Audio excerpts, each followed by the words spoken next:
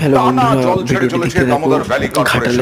জলাধারগুলি থেকে লক্ষ লক্ষ কিউসেক জল, আর তার ফলেই দক্ষিণবঙ্গের বিভিন্ন নদী ফুঁসছে, আর দক্ষিণবঙ্গের জেলাগুলি প্লাবন পরিস্থিতি।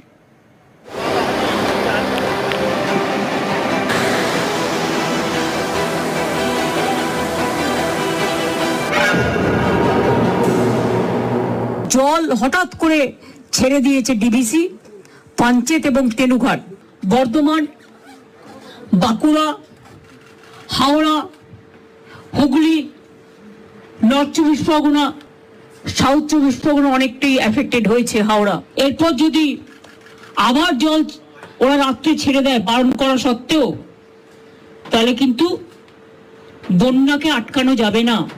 এমনিতেই গঙ্গাগুলো, আমাদের নদীগুলো ওভারফ্লো, ড্যামগুলো ওভারফ্লো ছিল,